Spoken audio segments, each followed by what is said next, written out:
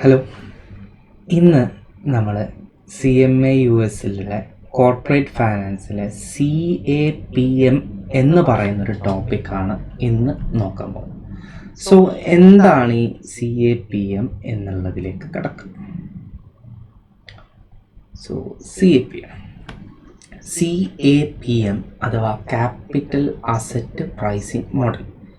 എന്താണ് ഈ CAPM നമുക്ക് കാണിച്ചു തരുന്നത്? CAPM നമുക്ക് ഒരു ഇൻവെസ്റ്ററുടെ minimum required rate of return എത്രയെന്ന് നമുക്ക് കാണിച്ചു തരും. ഫോർ എക്സാമ്പിൾ, ഒരു വ്യക്തി അല്ലെങ്കിൽ ഒരു കമ്പനി ഇൻവെസ്റ്റ് ചെയ്യാൻ പോകണം എന്നുണ്ടെങ്കിൽ അവർക്ക് മിനിമം എത്രയാണ്, അവർക്ക് മിനിമം ഒരു റിട്ടേൺ അവർക്ക് വേണ്ടത് എന്നുള്ളത് കാണിച്ചു തരാൻ നമ്മൾ ആരെ ഹെൽപ്പ് ചെയ്യും? ഈ CAPM എന്ന് പറയുന്ന ടൂൾ നമ്മളെ ഹെൽപ്പ് ചെയ്യും.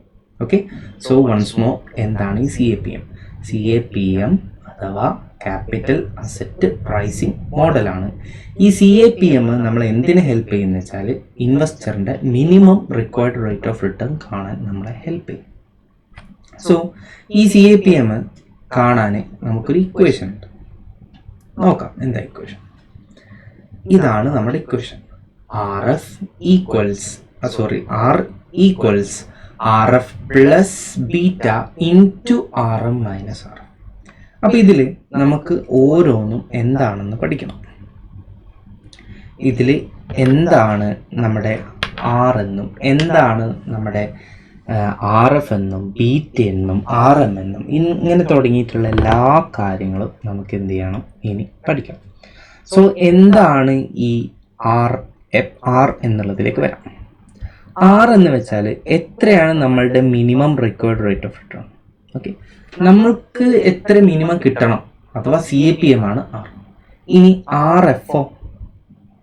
RF എന്ന് പറയുന്ന സമയത്ത് ആദ്യം അതിൽ നിങ്ങൾക്ക് US ട്രഷറി ബിൽ എന്ന് പറയുന്ന ഒരു ടോപ്പിക് ഉണ്ട്.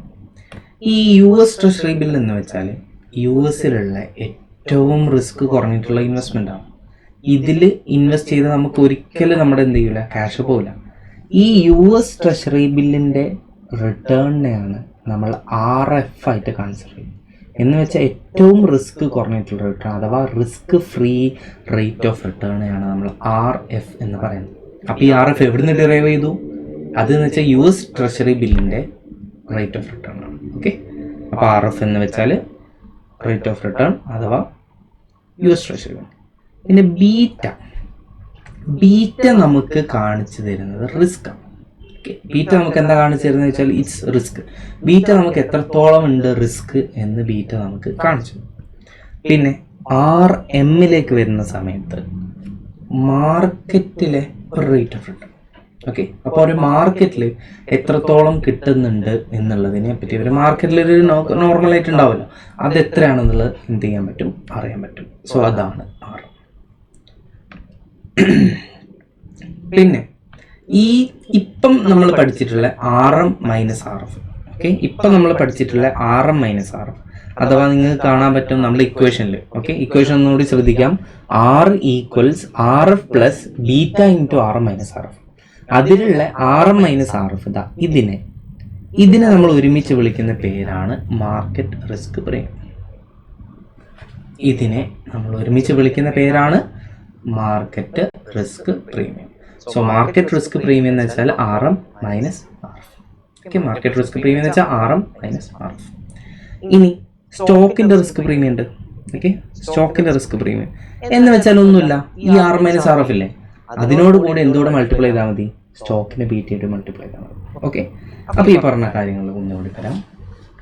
സോ CAPM എന്താണ്? CAPM എന്ന് വെച്ചാൽ ഒരു കമ്പനിയോ അല്ലെങ്കിൽ ഒരു ഇൻവെസ്റ്ററിൻ്റെ minimum required rate of return എത്ര എന്നുള്ളതാണ് CAPM നമ്മൾ കാണിച്ചത്. ഓക്കെ, അഥവാ ഒരു ഇൻവെസ്റ്ററിൻ്റെ minimum required rate of return എത്രയാണെന്ന് നമുക്ക് CAPM കാണിച്ചു തരും. അതിനൊരു ഇക്വേഷൻ ഉണ്ട്. Equation is R equals RF plus beta into RM minus RF. ഇതാണ് ഇക്വേഷൻ. RF എന്ന റിസ്ക് ഫ്രീ റേറ്റ്, ബീറ്റ എന്നാൽ റിസ്ക് ആണ്, RM എന്ന് വെച്ചാൽ മാർക്കറ്റ് റേറ്റ് ആണ്. നൗ മാർക്കറ്റ് റിസ്ക് പ്രീമിയം എന്ന് വെച്ചാൽ RM മൈനസ് RF ചെയ്തിട്ട് കിട്ടുന്നതിന് നമ്മൾ വിളിക്കുന്ന പേരാണ് മാർക്കറ്റ് റിസ്ക് പ്രീമിയം. ഇനി ഇതേ സാധനം സ്റ്റോക്കിന്റെ റിസ്ക് പ്രീമിയം എന്താണെന്നുണ്ടെങ്കിൽ beta into RM minus RF ചെയ്താൽ എന്തായി, സ്റ്റോക്കിൻ്റെ risk premium. Okay,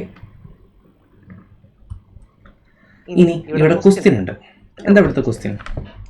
വിനാൻസ് company is having a beta of 1.1. Vinance എന്ന് പറയുന്ന കമ്പനിയുടെ ബീറ്റ് ഉണ്ട്. അവരുടെ ബീറ്റ് എത്രയാണ്? 1.1. The risk free rate of US treasury bill. ഇവിടെ US ട്രഷറി ബില്ലിന്റെ റിസ്ക് ഫ്രീ റേറ്റ് എന്ന് പറയുമ്പോൾ എത്രയാണ്? 2 ആണ്. അതുപോലെ ഇൻവെസ്റ്റേഴ്സ് ഇവിടെ എക്സ്പെക്ട് ചെയ്യുന്ന മാർക്കറ്റ് റേറ്റ് ഓഫ് റിട്ടേൺ എന്ന് പറഞ്ഞാൽ 7 ആണ്. അപ്പോൾ ഇതിലൂടെ നമ്മൾ എന്ത് ചെയ്യാൻ പോവുകയാണെന്ന് വെച്ചാൽ ഇൻവെസ്റ്ററിന്റെ minimum required rate of return കണ്ടെത്താൻ പോവാണ്. സോ ഇതൊന്ന് നമുക്ക് കാൽക്കുലേറ്റ് ചെയ്യാം.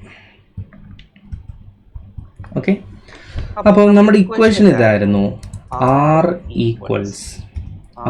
Equals RF plus beta into RM minus RF.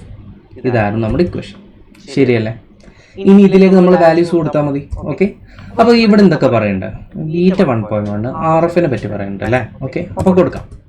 പിന്നെ ഇവിടെ നിങ്ങൾക്ക് എന്ത് ചെയ്യാന്ന് വെച്ചാൽ ഹോൾ നമ്പേഴ്സ് തന്നെ കൊടുക്കാം. ഇവിടെ വെച്ചാൽ നിങ്ങളിപ്പോൾ കാണാൻ പറ്റും RF 2 ആണ്, RM 7, ഇതൊക്കെ പേഴ്സൻറ്റേജിലാണ്. അപ്പോൾ ഇത് നിങ്ങൾക്ക് ഡയറക്റ്റ്ലി ഹോൾ നമ്പർ ആയിട്ട് തന്നെ കൊടുക്കാം. ഓക്കെ, അപ്പോൾ നിങ്ങൾ ടെക്സ്റ്റ് ബുക്കിലും കാര്യങ്ങളിലൊക്കെ നിങ്ങൾ ഡെസിമൽസ് യൂസ് ചെയ്യുന്നതായിട്ടായിരിക്കും കാണുന്നുണ്ട്. ബട്ട് ട്രസ്റ്റ് മീ, നിങ്ങൾ ഹോൾ നമ്പർ കൊടുത്താൽ മതി. കാരണം ഈ ഡെസിമൽസ് കൊടുത്ത പല സ്റ്റുഡൻസ് ഇത് തെറ്റിക്കാറുണ്ട്. അപ്പം ഇവിടെ നമുക്ക് ഡെസിമൽസിൻ്റെ ഒരു ആവശ്യം വരുന്നില്ല. Take whole number, that's all. അപ്പോൾ RF ഇവിടെ വരുന്നത് എത്ര? 2 ആണ്. സോ 2 പ്ലസ് പിന്നെ ബീറ്റ് എത്രയാണ്? 1.1 ആണ്. ഇൻറ്റു ബീറ്റ ഇൻറ്റു എത്ര വരുന്നത്? RM minus RF. Okay, beta into RM എത്രയാണ്? 7 ആണ്. 7 മൈനസ് RF എത്രയാണ്? 2. Okay, so 7 minus 2. ഇനി കാൽക്കുലേറ്റ് ചെയ്യാം, ബാക്കി ചെയ്യാം. ഓക്കെ, R ഈക്വൽസ് 2 അവിടെ തന്നെ വെക്കുക. എന്നിട്ട് എന്താ ചെയ്യേണ്ടത്? 1നെ മൾട്ടിപ്ലൈ ചെയ്യണം. 1.1 into 5. Okay, 5 എങ്ങനെയാണെന്നോ? 7 minus 2. So 1.1 into 5 എന്ന് പറയുമ്പോൾ 5.5. എന്നിട്ട് ലാസ്റ്റ് ആണ് അഡീഷൻ ചെയ്യണം. നിങ്ങൾ ബോർഡ് മാസ് പഠിച്ചില്ല പണ്ട്? ഓക്കെ, അപ്പോൾ അതേ സംഭവം. ഓക്കെ, അപ്പോൾ ഇവിടെ R ഈക്വൽസ് 7.5%. അപ്പോൾ നമുക്ക് എന്ത് കിട്ടി? ഒരു ഇൻവെസ്റ്ററിൻ്റെ റിക്വയർഡ് റേറ്റ് ഓഫ് റിട്ടേൺ എത്ര എന്നുള്ളത് കിട്ടി, വിച്ച് ഈസ് 7.5%. ഓക്കെ, ഇങ്ങനെയാണ് നമ്മൾ എന്ത് കണ്ടെത്തുക? ഈ ഒരു CAPMൻ്റെ കാൽക്കുലേഷൻ നമ്മൾ കണ്ടെത്തുക. ഓക്കെ ആണോ? സോ CAPMൽ ഇനിയും കുറേ കാര്യങ്ങളുണ്ട്. ഇനി നമുക്ക് ബീറ്റയെ പറ്റി പഠിക്കാനും ഇതിനെ കുറിച്ചും പ്രാക്ടീസും കാര്യങ്ങളൊക്കെ ഉണ്ട്. അടുത്ത വീഡിയോയിൽ നമുക്ക് ചെയ്യാം. ഓക്കെ.